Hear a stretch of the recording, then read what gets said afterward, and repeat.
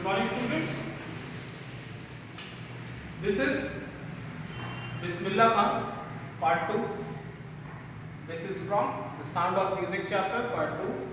And this is the section 2 of your part 2, Bismillah Khan. This video is the section number 2. तो जो पिछला video था उसमें हमने देखा था कि बिस्मिल्लाह खान के नाम पर या बिस्मिल्लाह खान की शहनाई से प्रभावित होकर उस समय विजय भट्ट ने एक पिक्चर का निर्माण किया कॉल्ड एज गूंज उठी शहनाई। उसके बाद का आगे का हिस्सा है the film was a hit. वो फिल्म जो है काफी हिट हुई थी और बिस्मिल्लाह खान का जो कंपोज किया हुआ एक गाना था दिल का खिलौना है टूट गया, it became and chart buster. Chart buster means होता है गाना का जो लिस्ट है उसमें काफी लंबे समय तक रहा। Despite this huge success in the celluloid world, Bismillah Khan's ventures in film music were limited to two. वो इतना फेमस हुआ उनका गाना, उसके बावजूद जो फिल्मों की दुनिया है उसमें उनका जो कंट्रीब्यूशन या फिल्मों की जो संख्या है वो केवल 2 थी। पहला विजय भट्ट गूंज उठी शहनाई जो हिंदी में थी और दूसरा विक्रम श्रीनिवास's कन्नड़ा वेंचर, कन्नड़ फिल्म थी सनदी अपन्ना। सनदी अपन्ना इस फिल्म के अलावा उन्होंने फिर और कोई फिल्म में कंट्रीब्यूशन नहीं दिया। I just can't come to terms with the artificiality and glamour of the film world, he says with emphasis. और इसके पीछे वो क्या कहते हैं कारण? वो कहते हैं कि मैं फिल्मों में जो चकाचौंध था और बनावट था, फिल्मों में जो चकाचौंध और बनावट था उसके साथ मैं कोऑपरेट नहीं कर पाया, इस कारण से मैंने फिल्में छोड़ी। उसके बाद पैराग्राफ 9 है अवार्ड्स एंड रिकॉग्निशन। उसके बाद जो है उनका कैरियर ग्राफ बहुत आगे बढ़ता गया, अवार्ड बहुत सारे आए और बहुत तेजी से आए। बिस्मिल्लाह खान पहला क्या था? Bismillah Khan became the first Indian to be invited to perform at the prestigious Lincoln Center Hall in the United States of America। तो यूनाइटेड स्टेट ऑफ अमेरिका में एक लिंकन सेंटर हॉल है, वहां पर पहले भारतीय के तौर पर वो गए जो म्यूजिकल परफॉर्मेंस देने गए थे। He also took part in the world exposition at Montreal in the Cannes Art Festival and in the Osaka। आपने कांस फिल्म फेस्टिवल सुना होगा, ये कांस आर्ट फेस्टिवल है जो मॉन्ट्रियल में होता है और Osaka, in Montreal in the Cannes art festival and in the Osaka, इन तीनों जगहों पर भी उन्होंने हिस्सा लिया। So well known did he become internationally that an auditorium in Tehran was named after him। वो अंतरराष्ट्रीय स्तर पर इतने ज्यादा फेमस हो गए थे कि तेहरान में उनके नाम पर एक ऑडिटोरियम ही बना दिया गया और वो ऑडिटोरियम का नाम था मौसीकी उस्ताद बिस्मिल्लाह खान। तेहर मौसीकी उस्ताद बिस्मिल्लाह खान, ये उस ऑडिटोरियम का नाम था। मतलब आप सोचिए वो रहने वाले कहाँ के हैं? भारत के, और उनका नामकरण उनके नाम के आधार पर एक स्टेडियम कहाँ बना है? तो Tehran. Auditorium, not stadium, auditorium. Auditorium में जहाँ परफॉर्मेंसेस होते हैं, स्टेडियम होता है जहाँ पर खेल होता है। उसके बाद अगर भारतीय का बात किया जाए तो national awards like Padmashri, Padma Bhushan, Padma Vibhushan वो कंफर्ड टू, ये सिविल, ठीक है, नागरिक सम्मान है। पद्मश्री, पद्म भूषण एंड पद्म विभूषण ये पुरस्कार भी उनको मिला। 2001 Ustad Bismillah Khan was awarded India's highest civilian award the Bharat Ratna, और ये जो है 2001 में उनको भारत का सबसे बड़ा नागरिक सम्मान भारत रत्न भी दिया गया था। और उसके बाद वो क्या कहते हैं? With the coveted award resting on his chest and his eyes glinting with rare happiness, he said, "All I would like to say is, teach your children music. This is Hindustan's richest tradition. Even the West is now coming to learn our music." ये उन्होंने कहा, क्या कहा कि जब उनको भारत रत्न मिल रहा था और सीने पे अपना भारत रत्न वो लगाए हुए हैं और आंखें चमक रही थी, उनके चेहरे पर बहुत कम ही इतनी खुशी की मुस्कान आती थी, तो वो कहते हैं उस मुस्कान के साथ कि मैं यहाँ पर आकर केवल एक ही चीज कहना चाहूंगा कि आप अपने बच्चों को म्यूजिक सिखाइए, क्योंकि ये भारत का, हिंदुस्तान का सबसे ज्यादा रिचेस्ट ट्रेडिशन है, सबसे महान परंपरा है। और पश्चिम के देश भी आज हमारे म्यूजिक को सीखने आ रहे हैं। पश्चिम का देश मतलब यूरोपीय देश। उसके बाद next paragraph 12, in spite of having travelled all over the world, Khan साहब, जो उनको प्यार से बुलाया जाता है, is exceedingly fond of Benares and Dumrav, and they remain for him the most wonderful towns of the world.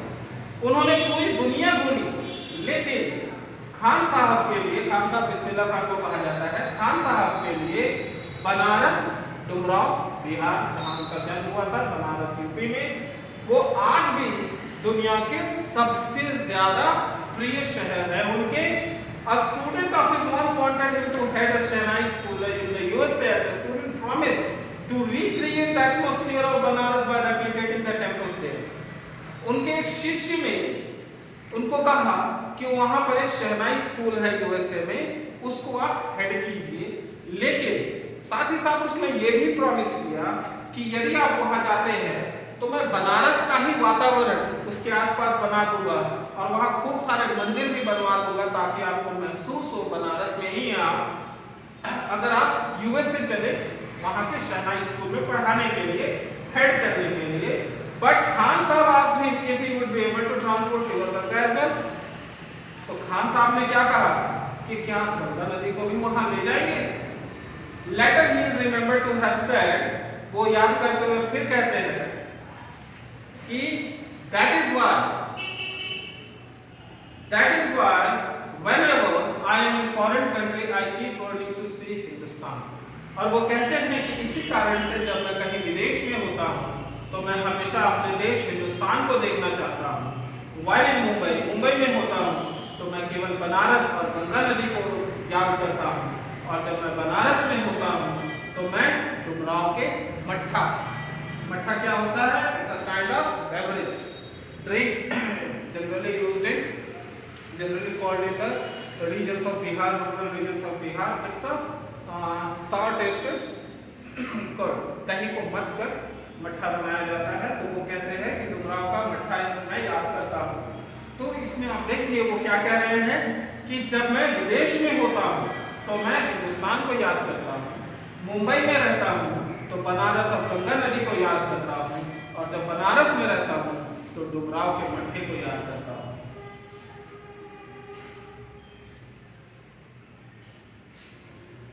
उसके बाद वो कहते हैं, जो शेखर गुप्ता है उनका एक इंटरव्यू लेते हुए उनका एक एक्सट्रैक्ट उन्होंने दिया है। Shekhar Gupta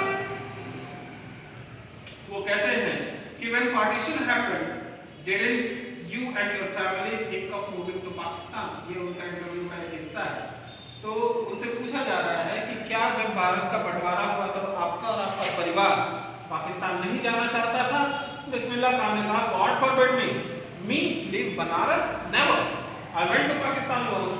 I crossed the border just to say I have been to Pakistan. I was there for about an hour. I said namaskar to the Pakistanis and salam alaikum to the Indians.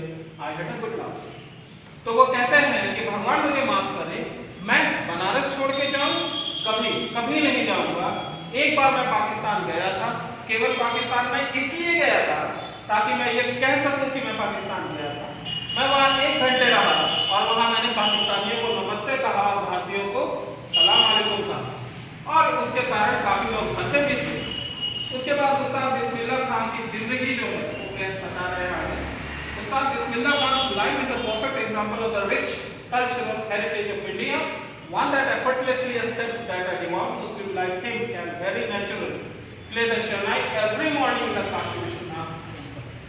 ये भारत की, हमारे देश की जो rich परंपरा है, महान परंपरा है, उसका एक शानदार उदाहरण है कि एक मुस्लिम जो अपने धर्म के प्रति पूरी तरह से लगा हुआ है, वो व्यक्ति बहुत आसानी से काशी विश्वनाथ टेम्पल जो वाराणसी में है उसमें हर रोज सुबह सुबह शहनाई बजा सकता है। यहाँ पर हिंदू मुस्लिम परंपरा के बारे में कहा जा रहा है कि वो एक बहुत ही शानदार मुस्लिम है जो अपने धर्म की परंपराओं का पालन बहुत अच्छी तरह से करते हैं, लेकिन वो भी जब शहनाई वादन की बात आती है तो मंदिर में शहनाई बजाने से भी उनको कोई तकलीफ नहीं होती है।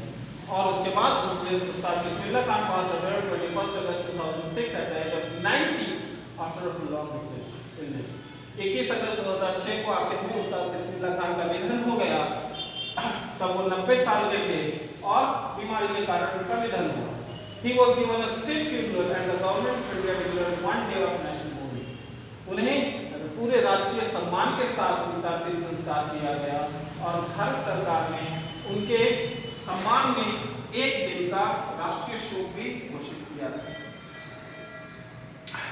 तो ये हमारा चैप्टर एंड होता है। इस चैप्टर में बेसिकली हम उस्ताद बिस्मिल्लाह खान और उससे पहले एवलिन ग्लेन के बारे में पढ़े थे। दोनों में आप समानताएं लायक है कि विपरीत परिस्थितियों के होते हुए भी, जैसे एवलिन ग्लेन ने विपरीत परिस्थितियों के होते हुए भी उन्होंने म्यूजिक को अपनाया, जबकि बिस्मिल्लाह खान बहुत छोटी उम्र से ही वो शहनाई वादन में चले आए थे और एक मुस्लिम होते हुए भी वो कभी भी मंदिर में शहनाई बजाने के लिए इनकार नहीं करते थे या कभी भी उन्होंने इसको गलत परंपरा के रूप में स्थापित नहीं किया कि हमारा या इससे उन्हें कोई क्षति होती है।